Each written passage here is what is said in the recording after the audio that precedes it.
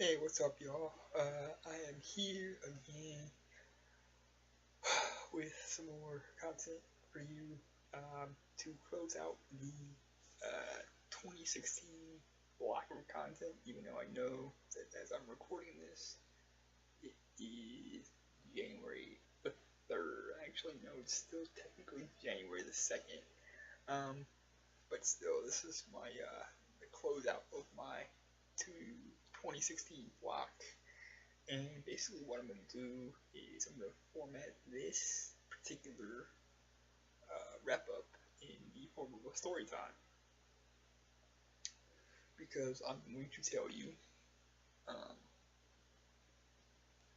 a few of the many things that I've learned in 2016. Now, I don't know if few means 2, 3, 4, 5, whatever. I don't know. I'll stop talking when things that I learned stop popping in my head. Deal? Deal. Alright. Now, in 2016, I learned that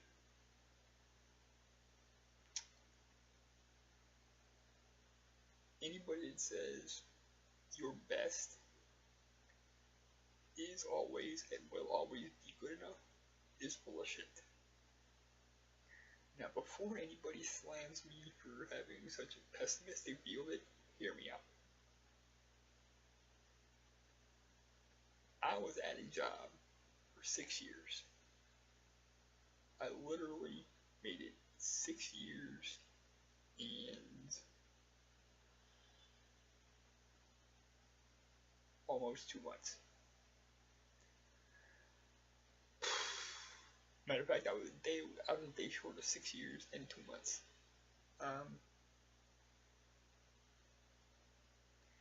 And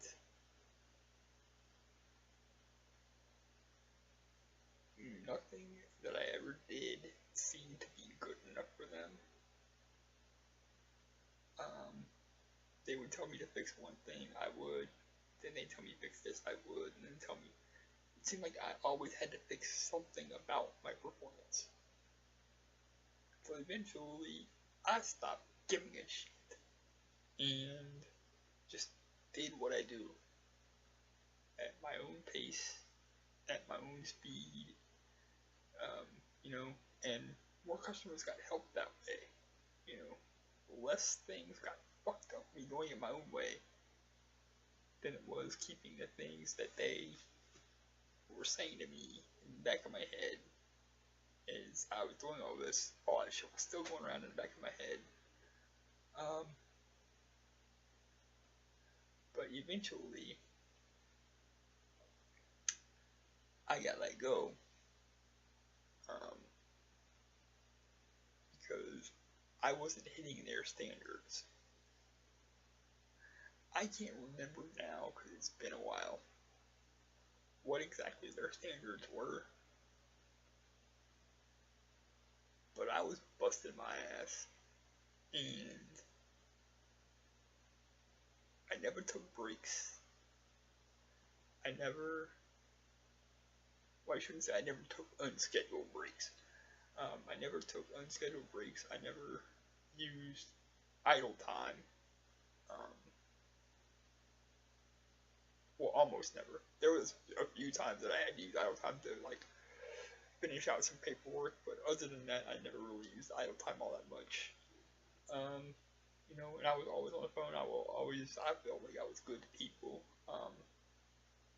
You know, I did my job well. I got told by customers I did my job well more often than I didn't. So I felt like I was doing pretty good.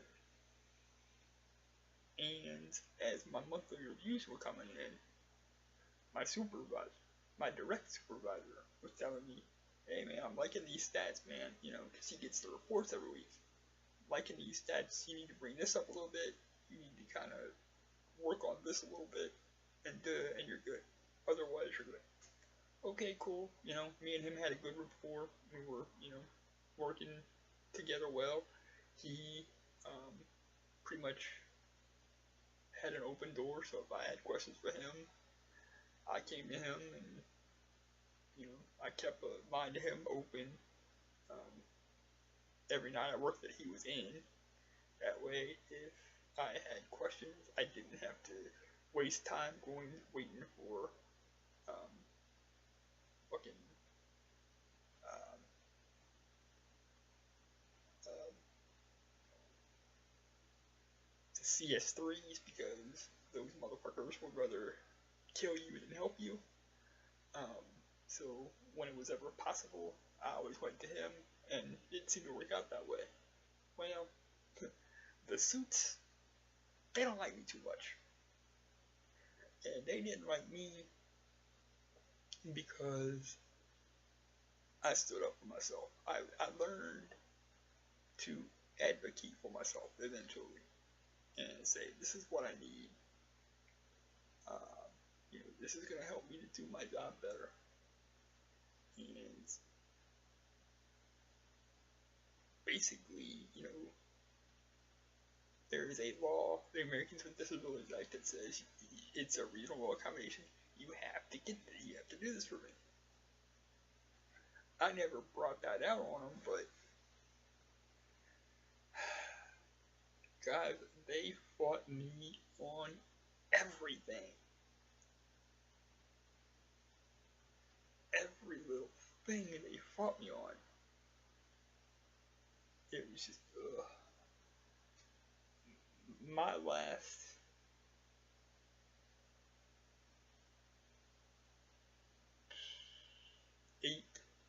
8 months to a year there was not a very pleasant experience for me. Because I always lived with the fear of this, other shoe dropping and getting fired. So that wasn't very pleasant. But, and at one point, I actually said to somebody, I said, if they're going to do it, motherfucker, just do it. You'd be doing us both a favor. But yeah, thanks to those guys, I learned that despite what anybody says, your best, not always good enough.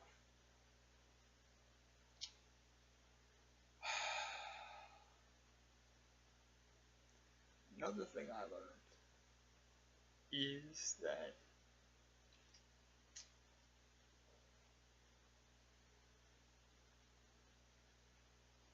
people that you respect and that you love and that you admire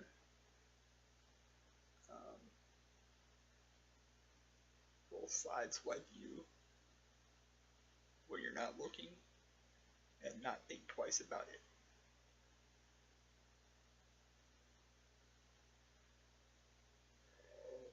See, I had a friend.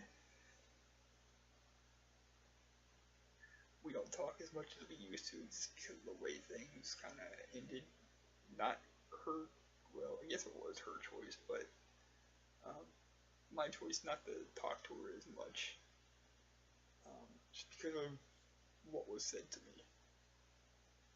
But I had a friend that said, came to me like, my new boyfriend or whatever doesn't like that you're so, always do like hearts and stuff in your messages and all that kind of, stuff like that. And tell me that you love me, whatever, so you can't do that. So, excuse me? Dude, you're basically telling me that, yeah, I love you, but don't be, well, you. I can't not be me.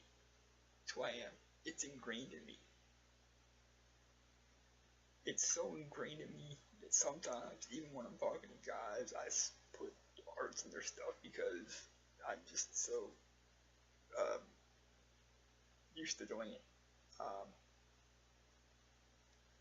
So I said, okay, whatever.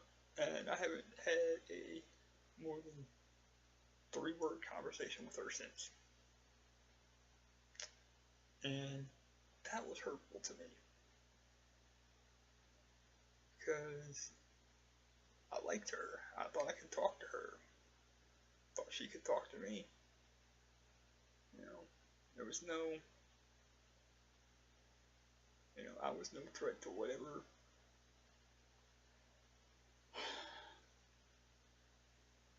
relationship she had going on.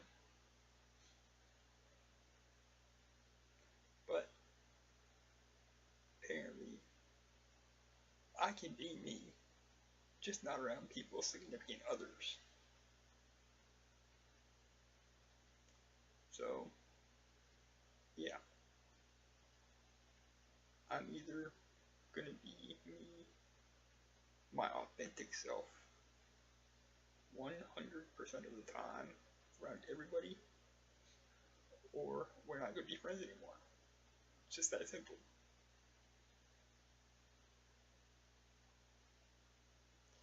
Lesson learned here.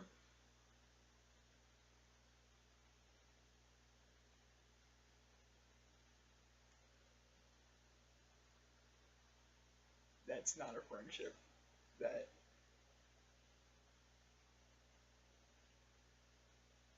I was willing to pay for at the cost of my authenticity.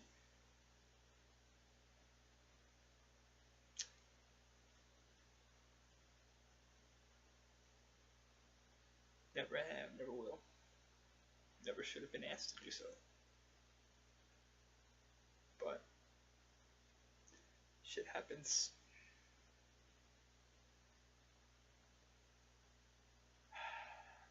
Alright, last one. And this one happened at the very end of 2016. It's a happy one, and I want to end on a happy one, so I'm going to end on a happy one, god damn it. This actually has a lot to do, well, more than a lot to do, it has everything to do with Show My Bell. And,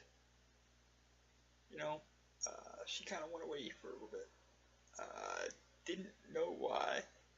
Haven't asked the details. I figure if she wants to tell me at some point, she will. No rush, no push, no nothing. But, I figured she kind of dropped off the face of the earth, and, people do that. It hurts, but people do that. No ill will, no nothing. All of a sudden, one day, Chuck came back.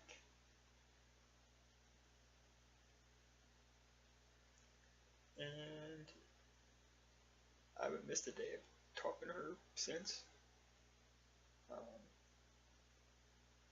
I don't intend to miss a day.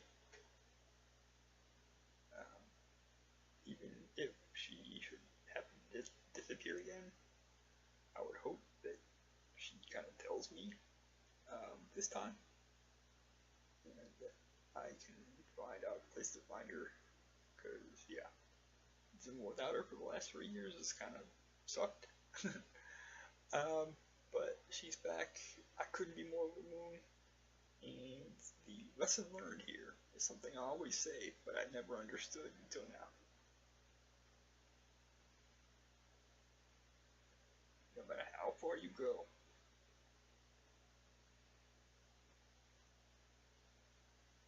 you can always come back. No shame in coming back to me. It's gonna hurt you. You wanna leave me for a little bit? That's cool. Go do you for a little bit. Ain't no shame when you come back. I ain't gonna bite you. Matter of fact, you can come back, I'll welcome you back with open arms, and you'd be like, nothing never changed. You never left. So, lesson learned here is, don't matter where you go, how you go, or how long you go away,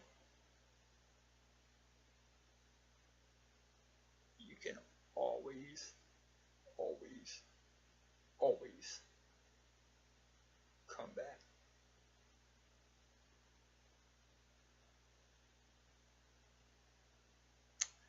With that said, that's 3 things I learned in 2016. I love y'all. Looking forward to a great 2017 with some awesome content for you guys. And we'll be back again later with some more. I got some stuff that's pre-recorded that I still need to drop, so I'll probably drop all those before I record anything new. And hope you guys enjoy. And if you guys have certain things that you want to see, just let me know. I'm open to suggestions. Like I say, without y'all, I couldn't do this. So if y'all got suggestions for me, by all rights, bring them. Let's see if we can incorporate some of them. That said, thanks for watching. Thanks for listening. Thanks for fostering the creativity. Because, like I say, without you guys, I couldn't do what I do. So, thank you so much. Love you guys.